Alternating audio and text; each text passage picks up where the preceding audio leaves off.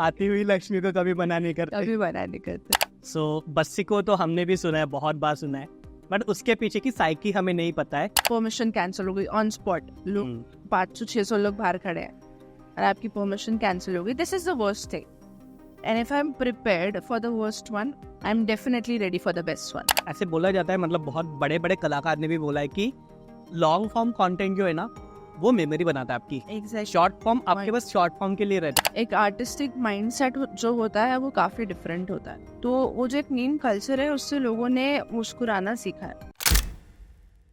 So hello guys, आज के हमारे पॉडकास्ट के गेस्ट है सिमरन, जो कि एक आर्टिस्ट है। एंड आज की कॉन्वर्सेशन में एक आर्टिस्ट के माइंडसेट को लेके बात हुई है। आर्टिस्ट का एक माइंडसेट क्या होता है, एक आर्टिस्ट कैसे बनता है, हर आर्टिस्ट के पीछे उसका पेन होता है।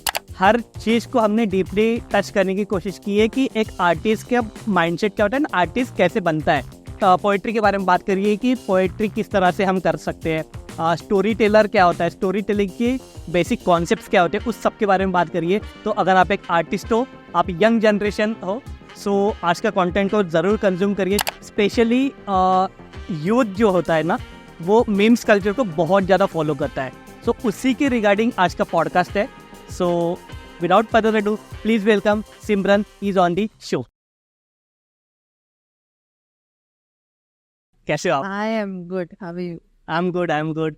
ये मेरा फर्स्ट आर्टिस्ट के साथ पॉडकास्ट है, so I am very happy, I am very curious. I don't know आपसे क्या सीख के जाऊंगा, बट डेफिनेटली आपसे सीख के जाऊंगा।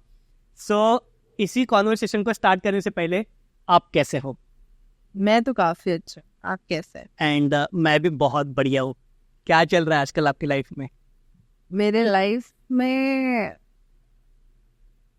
अच्छा ही चल रहा है, जो भी चल रहा है। क्या चल रहा है आई डोंट नो, बट अच्छा ही चल रहा है। अच्छा चल रहा है, एनवायरनमेंट अच्छा है?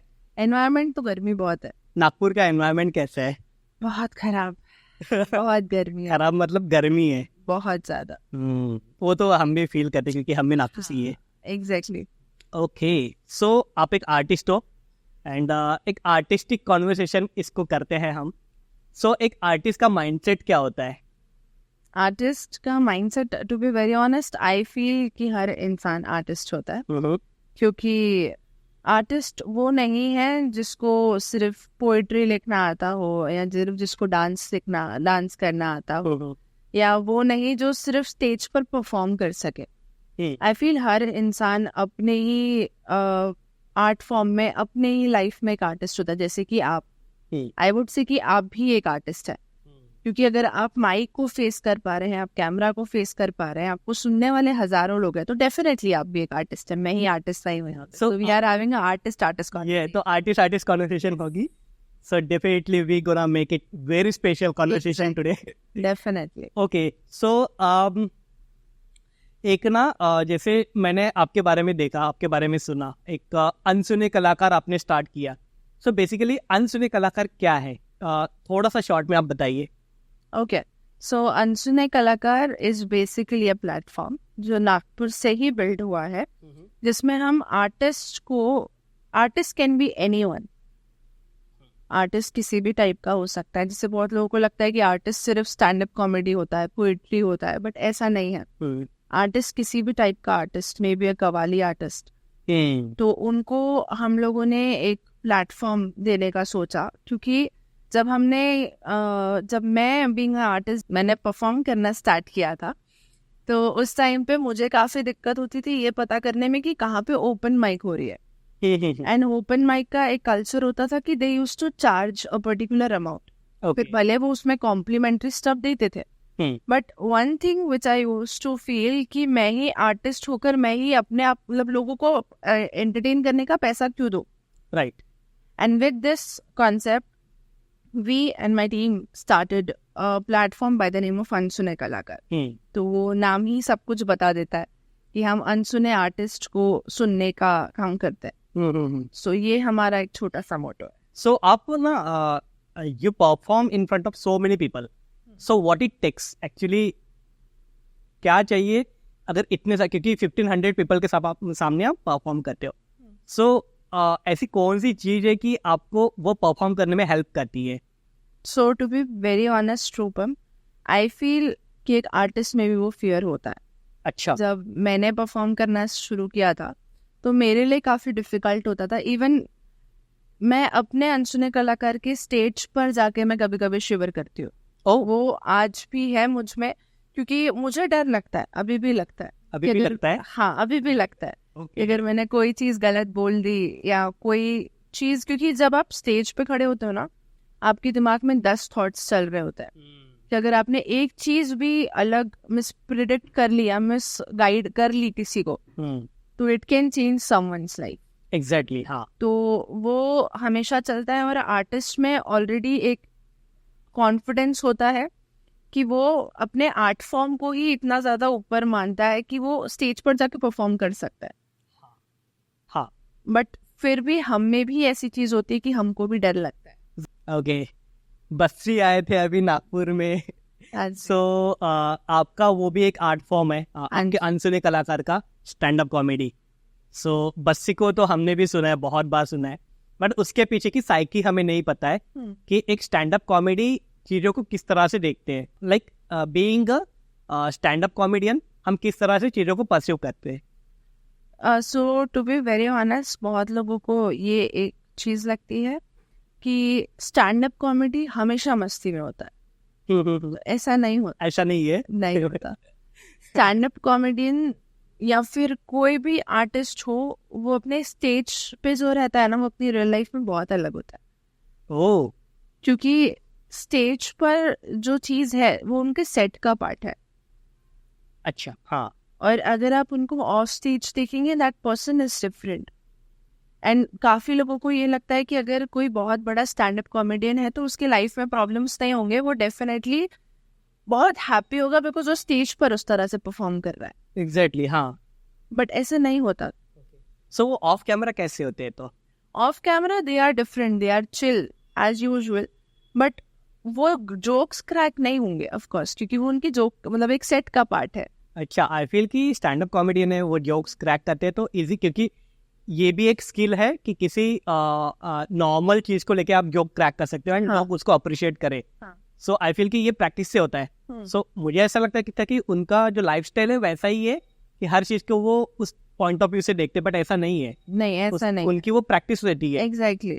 और काफी सारे शोज जो होते हैं, this is a very secret thing जो बहुत लोगों को नहीं पता है। अगर आप गूगल पे भी सर्च करोगे ना कि स्टैंड अप कॉमेडियन वीडियोस, या फिर आप किसी भी particular, I won't take the artist name और समथिंग, बट अगर आप किसी भी आर्टिस्ट का देखोगे तो काफी बार ऐसा होता है कि जो बैकग्राउंड में हंसी की आवाज होती है ना, दैट इज ऑल्सो फेक। वो भी फेक होता है। एग्जैक्टली। काफी बार ऐसा होता है कि जैसे मैं आर्टिस्ट हूँ, मैं परफॉर्म कर रही हूँ और आगे सुनने वाला कोई नहीं है, मैं जोक क्रैक कर रही हूँ और पीछे से हंसी की आवाज डबिंग में डाल दी जा रही है या एडिटिंग हो रहा है। हाँ।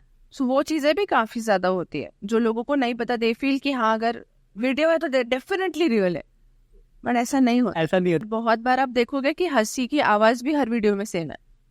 हाँ, ये मैंने नोटिस किया था कि बहुत बार वो एडिटिंग होता है, वो हंसी की आवाज सेम लगती है, बट हम उसको इतना हम इग्नोर करते हैं। आर्टिस्ट पे ज्यादा फोकस करते हैं और हम खुद के हंसने पर ज्यादा फोकस करते हैं। अच्छा, तो इसके बारे में और बताइए कि एक आर्टिस्ट का फिर एक रूटीन क्या होता है? रूटीन इन द सेंस वो रियल लाइफ में कैसे होते हैं? सबसे पहले जो एक आर्टिस्ट होता है वो काफी ज्यादा चीजों को लेकर सीरियस होता है, वी कैन से, क्योंकि एक आर्टिस्टिक माइंडसेट जो होता है वो काफी डिफरेंट होता है। जैसे कि हमारे लाइफ में हमें मोस्ट ऑफ द चीजें बहुत ज्यादा टाइम से पहले चाहिए होती है। We expect a lot of fame वगैरह, ये सब आप बोल रहे हैं। नॉट फेम, बट जो हम आर्ट फॉर्म से चाहते हैं वो सारी चीजों को अचीव करने के लिए एक आर्टिस्ट सब कुछ करता है। सब कुछ इन द सेंस सब कुछ। ओके। चाहे फिर वो उसका 10 घंटे का प्रयास हो, या फिर लोगों के सामने परफॉर्म करना, या फिर पे करके परफॉर्म करना, मुंबई पुणे कहीं पर भी जाके। और एक आर्टिस्ट में एक जुनून होता है कि वो हर एक चीज को पाने की कोशिश करता है, तो हर चीज को वो ट्राई करते हैं। एग्जैक्टली। तो हमारा मोस्टली जो स्केड्यूल होता है वो ट्राई एंड एरर में ही खत्म हो जाता है, क्योंकि हम हर नई चीज कोशिश करने की कोशिश करते हैं। हर बार वो क्रैक नहीं हो सकती। हाँ, हर बार डेफिनेटली कुछ भी क्रैक नहीं हो सकता, और पहली बार में तो और मुश्किल है। बहुत मुश्किल है। बट हमारे अंदर एक ऐसा जुनून और एक ऐसी कोशिश होती है कि एटलीस्ट यार शुरू तो करके देखते हैं। अंशु ने कलाकार भी ऐसे ही शुरू हुआ था, कोई एक्सपेक्टेशन नहीं थी, सिर्फ शुरू कर दिया, देखते हैं यार 200 लोग भी आएंगे ना, इवेंट सक्सेसफुल, पैसा निकल गया। बट अभी बहुत बढ़िया कर रहे हो, क्योंकि काफी लोग आ रहे हैं, काफी लोग अप्रिशिएट भी कर रहे हैं अंशु कलाकार को। सो कॉन्ग्रेचुलेशंस फॉर दैट, एंड आप आगे और बढ़िया करोगे, आई नो। क्योंकि एक आर्टिस्ट क्या होता है ना, एक लिमिटेशन भी नहीं रहते, मुझे जहाँ तक पता है उनको वाइड रेंज चाहिए होता है। आप उस तरह का माइंडसेट रखते हो कि हाँ, अगर आगे इतने सारे लोग भी आएंगे तो फिर भी मुझे परफॉर्म करना है, तो उसके लिए प्री प्लानिंग होती है। हाँ जी। सो हर शो के पहले आपकी प्री प्लानिंग क्या होती है? तो सबसे पहले मेरे लाइफ का ही एक मोटो है कि वो सिचुएशन सोच लो।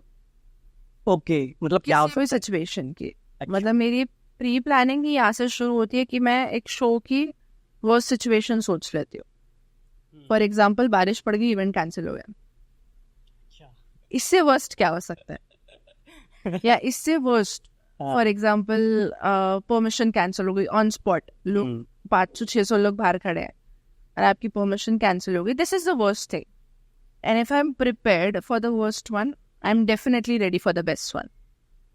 ओह, क्योंकि अगर एक इंसान बेस्ट के लिए तो रेडी होता है, हर इंसान को बेस्ट ही चाहिए होता है, बट अगर मैं ये सोच लूं कि मेरे साथ ये बुरा भी हो सकता है ब्रो, मतलब हाँ, डेफिनेटली पॉसिबिलिटी है। एग्जैक्टली। तो अगर मेरे लाइफ में कुछ वर्स्ट आएगा तो मैं डेफिनेटली उसके लिए रेडी नहीं हूँ। मैं पहले आपको खुद को वो रेडी करती हूँ कि हाँ, अगर ये वर्स्ट सिचुएशन कुछ भी होती है तो I am okay with that, maybe I will handle it some other way, but मैंने उसके बारे में सोच रखा था, तो मुझे उतना बुरा नहीं लगेगा, क्योंकि ऑल ऑफ सडन नहीं हो रहा है। मैंने ये देखा कि जो भी आर्टिस्ट होता है ना, वो बहुत ज्यादा ऑब्जर्व करता है हीरो को। क्यों करता है, मतलब? ओके, सो जो एक आर्टिस्ट होता है वो ऑब्जर्व इसीलिए ज्यादा करता है क्योंकि हर चीज से वो बहुत कुछ सीखता है। अच्छा, अगर मैं आपके साथ कॉन्वर्सेशन कर रही हूँ अभी, तो इस कॉन्वर्सेशन में मैं भी कुछ ऐसी 10 बातें सीख कर जाऊंगी यहाँ से, जो शायद मुझे कभी ना कभी हेल्प हो जाए। Directly indirectly, exactly, it can be anything, और फिर बाद में रियलाइज होगा हाँ, ये रूपम ने बताया था। अच्छा, हाँ। तो इसीलिए एक जो आर्टिस्ट होता है वो हर एक छोटी से छोटी डिटेल को भी बहुत ध्यान से सुनता है, क्योंकि उसको पता होता है कि ये चीज कभी ना कभी तो काम आएगी, भले हम उसको बैक ऑफ द माइंड भूल जाए। मैंने आपको कुछ चीज बताई, आप भूल गए, बट अगर वैसी चीज आपकी लाइफ में होगी तब तो आपको क्लिक होगा कि ओ हाँ, इसने बताया था। ओके। तो इसीलिए हम ज्यादा ऑब्जर्वेंट होते हैं हर एक चीज को लेके, बिकॉज हमको उसमें से बहुत कुछ सीखने मिलता है। Same with a stand up comedian, अगर आपने एक नॉर्मल सा भी कोई कॉन्वर्जेशन कर दी तो उसके दिमाग में ये चलता है कि मैं इससे जोक कैसे क्रिएट कर सकता हूँ। अगर ये चीज किसी ने मुझे सामने बोल दी तो how can I create something which is funny. Exactly, तो वो भी एक स्किल होती है, राइट? सो एक आर्टिस्ट फेलियर को किस तरह से देखते हैं? आई मीन, फेलियर किसी भी तरह का हो सकता है, आपके आर्ट फॉर्म में हो सकता है, पब्लिक स्पीकिंग में हो सकता है, किसी भी तरह का। सो आर्टिस्ट फिर क्या सोचता है उस फेलियर के बारे में, या how do you handle your failure? How do I handle that would be the right question. या दैट इज अ क्वेश्चन। हाँ, ओके। तो टू बी वेरी ऑनेस्ट, काफी बार ऐसा हुआ है जहाँ पर I have failed in my self. जब लोगों का नहीं पता, मे बी लोगों ने बहुत एंजॉय किया होगा, बट डीप इनसाइड मुझे पता है कि मैं वहाँ पे और परफॉर्म अच्छा कर सकती थी, या मैंने कुछ चीजें छोड़ी है जो शायद मैं नेक्स्ट टाइम कवर करूँ। क्योंकि खुद की गलतियां खुद को याद दिलाने से बेहतर और कुछ नहीं हो सकता। एग्जैक्टली, हाँ, एंड उसको फिर ठीक भी करते हैं। एग्जैक्टली। तो वो जो फेलियर्स है, मेरे लाइफ में ऐसे बहुत फेलियर्स है। If I will talk about my Ansune Kalakar as a journey as a failure, तो I am a person who like to fix it. मतलब मैं आपको एक एक्सपीरियंस शेयर करना चाहूंगी। जी बिल्कुल। हमारा जब सेकेंड इवेंट होने वाला था, तो सेकेंड इवेंट भी हमारा फ्रीडम पार्क में ही होने वाला था, एंड उस टाइम पे अप्रोक्सीमेट 7:30-8 बजे के आसपास जिसने परमिशन निकाली थी, ये called me and he is like कि अभी मेट्रो ने बैक ऑफ कर दिया है, ओके, तो दे सेड कि कल आपको परमिशन नहीं मिल सकती और आप इवेंट नहीं कर सकते। नेक्स्ट डे मेरा इवेंट 6 बजे का था और ये मुझे पता चल रहा है एक रात 8 बजे। ओके। मैं टीम के साथ ही थी, हम लोग पूरा प्रोडक्शन फाइनलाइज कर रहे थे और हमारा सब कुछ सेट था, starting from cameraman to the sound person to artist, everything was ready. And उस टाइम पे वी वर हेवायर्ड क्योंकि अचानक से सब बदल गया एंड इतना ज़्यादा जोश था कि जब हमने पोस्ट आउट करी थी तो वी हैड अ इम्प्रेशन, मतलब स्टोरी और पोस्ट इम्प्रेशन ऑफ 16,000 पीपल। ओह 16,000 लोग वो पोस्ट ऑलरेडी देख चुके हैं, फॉरवर्डेड हो चुकी है। बाप रे, शो के लिए। Exactly. Okay. I was like कि अगर ये शो कैंसिल होता है तो हमने एक चीज ये भी सोची थी कि अगर हमें कुछ नहीं मिलता है तो मैं, मेरी टीम, हम लोग फ्रीडम पार्क के पास खड़े रहेंगे और सबको एक एक को सॉरी बोल के घर भेजेंगे, बिकॉज उससे वर्स्ट उस टाइम पे कुछ हो नहीं सकता था। ये बहुत वर्स्ट था बेसिकली सोचना। एग्जैक्टली। हाँ। क्योंकि अगर मैंने एक बार क्राउड को वहां पे इवेंट नहीं देखा और वो लोग चले गए तो नेक्स्ट टाइम डेफिनेटली कोई नहीं आने वाला।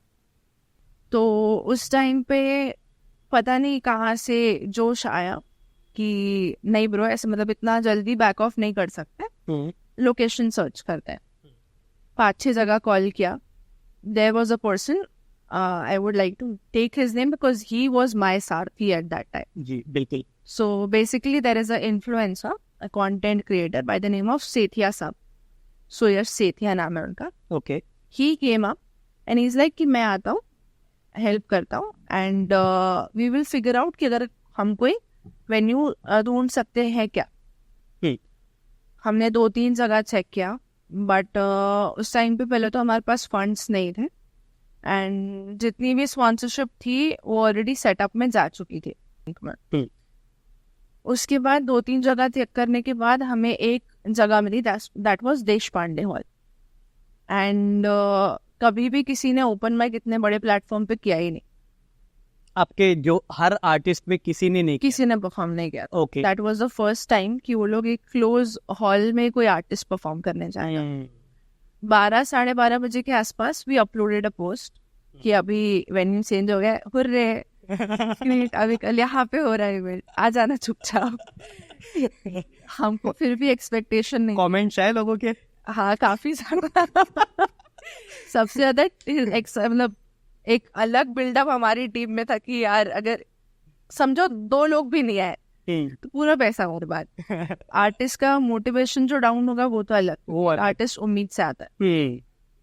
तो और अनसुने कलाकार ने बहुत ज्यादा उम्मीद क्रिएट कर दी थी कि हाँ 1000 लोग मिलेंगे सुनने के लिए, रेडी रहना, मतलब तुमको कुछ नहीं करना है, मतलब you have to be very prepared for the whole thing. Correct है। बट वो चीज एक दिन पहले हो गई तो हम ही प्रिपेयर्ड नहीं थे नेक्स्ट डे क्या होने वाला है। And I was doing the anchoring, ऐसे ही अब क्या बताना है, कुछ नहीं पता।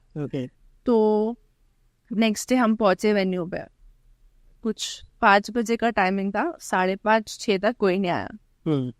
हम प्रिपेयर्ड थे, मैं मस्त रेडी वेडी हो गए, मैं नहीं आने वाला ब्रो, रहने देते हैं, आर्टिस्ट को हम ही सुन लेंगे, एंकरिंग मैं नीचे से कर लूंगी, इट्स ओके। फिर 6 बजे लोग आना शुरू हुए, पहले 20 आए, फिर 30 आए, फिर हमने उनको बिठाने की कोशिश करी कि बैठ जाओ, क्योंकि खाली जगह में अगर 15-20 लोग बैठेंगे तो डेफिनेटली उनको कुछ होने नहीं वाला, जाते हैं। हाँ, वो काफी डिफिकल्ट होता है फील की स्टार्टिंग के क्राउड को मैनेज करना, अगर बाद में लोग आते तो फिर तो मैनेज। एग्जैक्टली। तो वही इंट्रैक्शन करके जैसे तैसे उनको बिठाया। फिर 6:30 बजे और क्राउड आया, 7 बजे और क्राउड आया, हमने इवेंट शुरू किया। जो इवेंट 5 बजे शुरू होने वाला था वो 7 बजे 7 बजे इवेंट शुरू किया, लोग आना बढ़ते गए 7:30 तक hall full, which was the least thing we could expect, क्योंकि हमारी कोई एक्सपेक्टेशन ही नहीं थी कि हम 1000 लोग भर पाएंगे। अच्छा। एंड आखिरी तक 10 बजे तक कोई हिला नहीं है वहां से। तो this was the thing which motivated me कि हाँ अगर हम कुछ करना चाहें तो हम कुछ भी कर सकते हैं। इट्स जस्ट दैट कि एक राइट पाथ होना बहुत जरूरी है। तो वहां से मैंने अपना फियर को ओवरकम करना बिल्ड किया। ओके, सो सिमरन मीम कल्चर के बारे में बताइए। ओके, मीम कल्चर आज की तारीख में बहुत ज्यादा ट्रेंड में है। इवन तो अभी एक डेटिंग ऐप भी निकला है, इफ यू नो, जिसमें अगर आपके मीम्स मैच होते हैं तो देन यू कैन। ये मैंने कहीं तो देखा था। हाँ, मैं उसका प्रमोशन नहीं कर रही, हाँ अगर करवाना चाहता तो आप बता सकते हैं। So you can contact us. We are ready to do it. Exactly Okay. पैसे को बना नहीं करते, आती हुई लक्ष्मी को कभी मना नहीं करते. कभी बना नहीं करते। Okay. हाँ. तो वो एक मतलब वो भी एक आइडिया था कि किसी ने सोचा ही नहीं कि एक मीम से आप डेटिंग ऐप बना सकते। एंड मीम कल्चर इतना ज्यादा है बिकॉज आज की टाइम में यू वोंट बिलीव लोगों के पास मुस्कुराने के लिए चीजें बहुत कम है। पहले के वक्त में लोग मुस्कुराते बहुत इजीली थे। मतलब जनरल लाइफ में आप बोल रहे हो. Exactly. मोबाइल के बिना आप मतलब वैसे कर सकते हैं, बट काफी डिफिकल्ट होता है.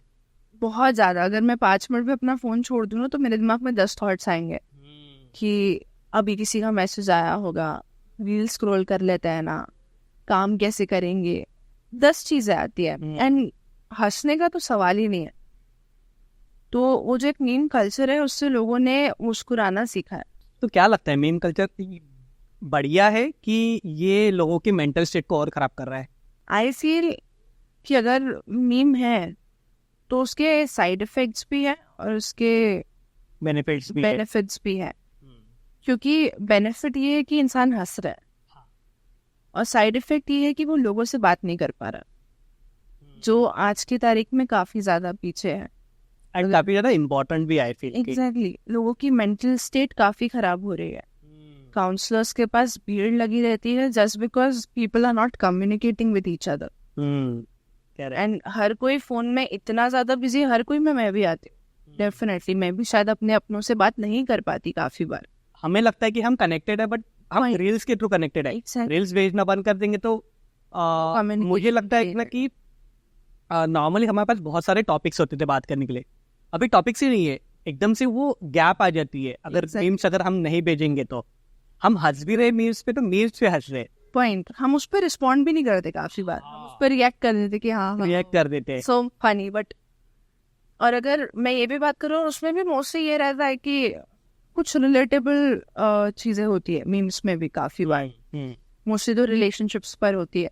तो उसमें भी ऐसा होता है कि अगर आपने किसी को भेज दिया, ठीक है, for a 5 minutes gap you don't remember कि आपने वो किसको भेजा था। राइट ये भी होता है. आपको याद ही नहीं लगा कि आपने कितने दोस्तों को भेजा। फिर आपको जाके चेक करना पड़ता है कि हाँ और ये 5 को भेजा था, 5 के साथ सेम चीज होती है। इवन ये भी है कि अगर आप 4 रील भेजोगे ना, पहले रील आपको भी नहीं पता कि आपने कौन सी भेजी थी. एग्जैक्टली आपने जो बस लेटेस्ट देखी है बस वही याद रहती है. उसके पहले की 3 रील्स आपको याद ही नहीं है. कुछ भी याद नहीं। इसका मतलब अटेंशन स्पैन आपका बहुत ज्यादा कम हो गया है. एग्जैक्टली आपको याद ही नहीं है.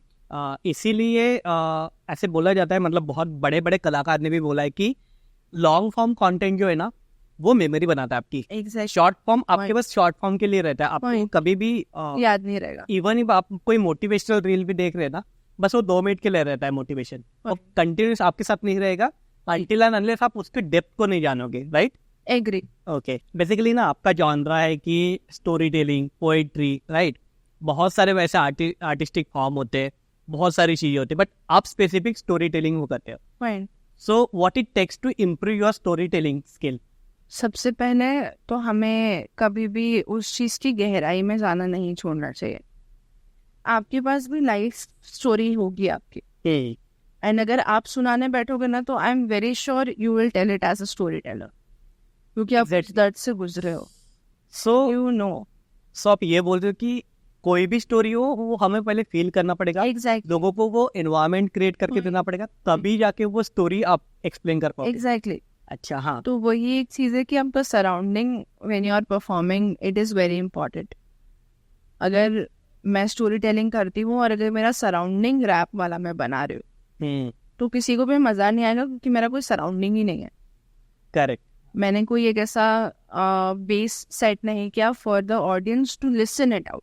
क्योंकि स्टोरी में सबसे ज्यादा इम्पोर्टेंट ही वो होता है कि आपका बैकग्राउंड किस वे में चल रहा है, आप किस वे में उस चीज को रिसाइट कर रहे हैं। पोएट्री और स्टोरी टेलिंग में reciting is the biggest part. लोग बोलते हैं कि लिखना बहुत अमूल्य होता है, कि लिखना बहुत कम लोग लिख पाते हैं, बट ऐसे कि उसको अच्छे से बताना बहुत कम लोग कर पाते हैं। एक्ट है जो बहुत इम्पोर्टेंट है। अगर मैं पोएट्री को सिर्फ पढ़ने जाऊँ ना तो उसमें मजा ही नहीं आएगा, बट अगर मैं उसको एक ताल के साथ रिप्रेजेंट करूँ, मुझे पता है कि मुझे कब स्लो डाउन करना है, मुझे पता है मुझे कब फास्ट करना है, तो फिर उस चीज में वो मजा आएगा। ओके, इसको थोड़ा सा इंटेंस बनाए पॉडकास्ट को। ऐसे बोला जाता है कि हर आर्टिस्ट के पीछे कुछ ना कुछ दर्द होता है, राइट?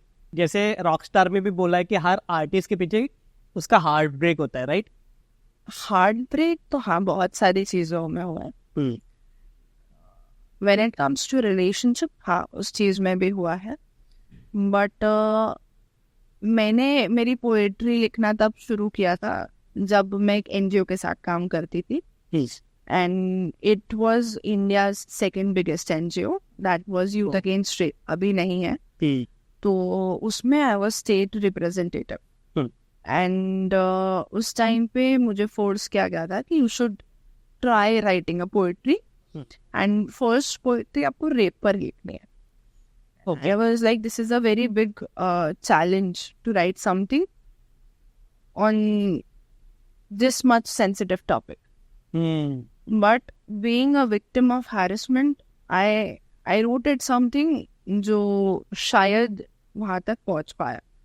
I'm not saying कि मैंने उस words को या फिर उस poetry को मुकम्मल किया, but कहीं ना कहीं मैंने अपने feelings को express किया जो मेरे हार्ट ब्रेक से जुड़ा हुआ था, because I have been harassed 5 times by 5 different brothers, and ये 15 साल बाद मैंने किसी के साथ शेयर किया था।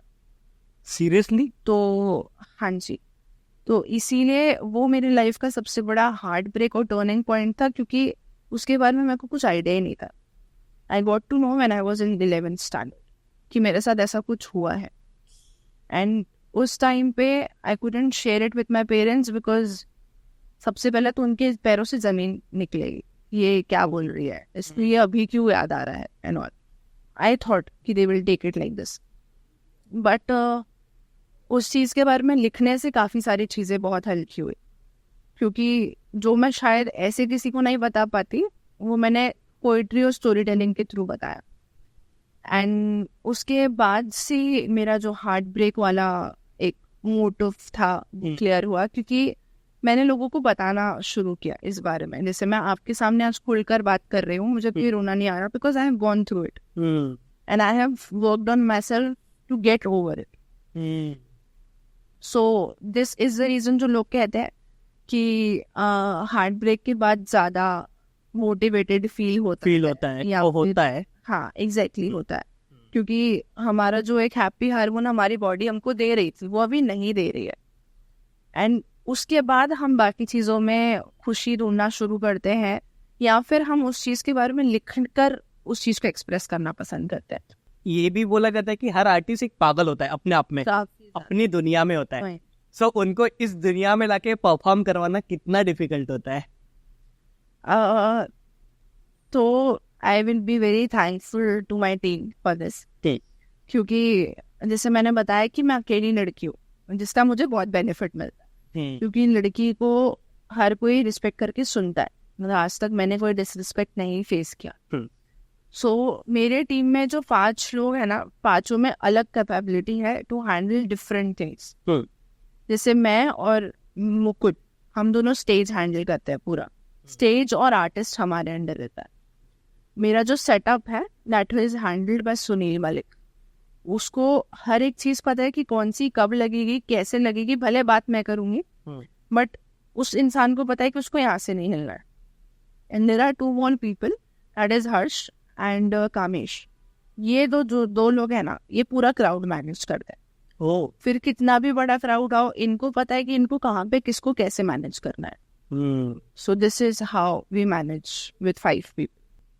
ऑसम, अमेजिंग पॉडकास्ट सिमरन, आपके साथ बहुत मजा आया। हमारी कॉन्वर्सेशन स्टार्ट हुई एक फनी मोमेंट से, एंड ग्रेजुअली वो थोड़ा सा इमोशनल मोमेंट होते गया। सो इनडायरेक्टली मैं आपसे बहुत कुछ सीखा हूँ, एंड आगे भी सीखूंगा डेफिनेटली। मैं भी सीखती हूँ आपसे डेफिनेटली। सो हमारी बेसिकली वाइब्स मैच हो गई काफी।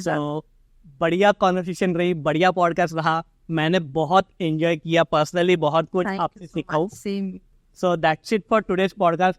Thank you so much for your time. Thank you so much. Thanks a lot. Thanks.